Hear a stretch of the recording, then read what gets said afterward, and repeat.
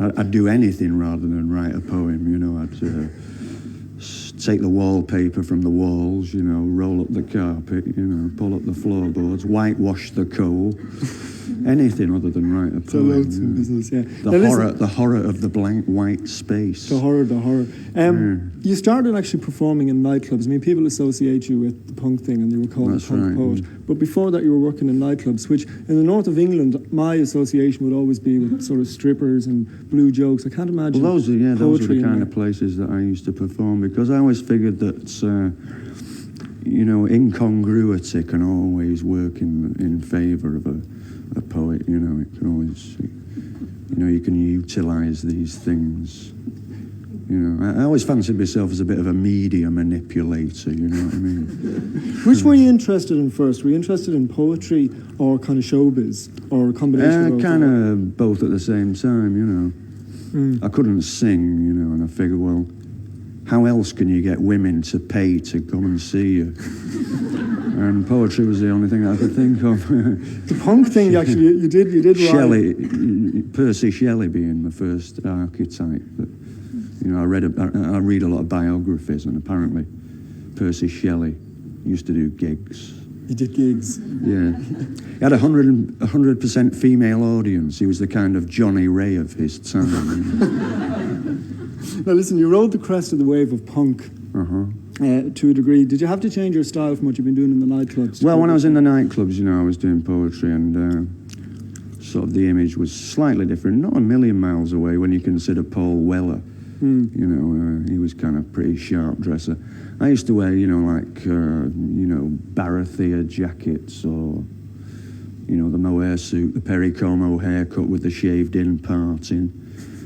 You know, but the thing about punk is a lot of people wouldn't necessarily... That was the kind of uniform of the nightclub performer in those days. They wouldn't necessarily associate punk with particularly ambitious lyrics or anything like that. I mean, it was a strange thing for you to actually hit on at the time in a way. No, I always found it as being a very literary movement, you know, because I kind of took more from the New York kind of punk phenomenon, you know, people like, which was very self-consciously to do with the French symbolist poets of the late 19th century, such as, you know, Patti Smith made a great fuss about Rambo, and you got Tom Verlaine, you know, in the proto-punk group Television. Listen, let's, at this stage, because a lot of people want to come in as well. Sure. Let's bring the thing up to date, because you're actually a prolific writer, as I say, and you've got some new stuff previously unperformed. Do you want to give us a taste of one of your new pieces? Sure, yeah, this one. What is it called? This one's called Back at the Scandal School. Okay, we'll give a welcome to John Cooper Clarke, and he takes his position on the floor.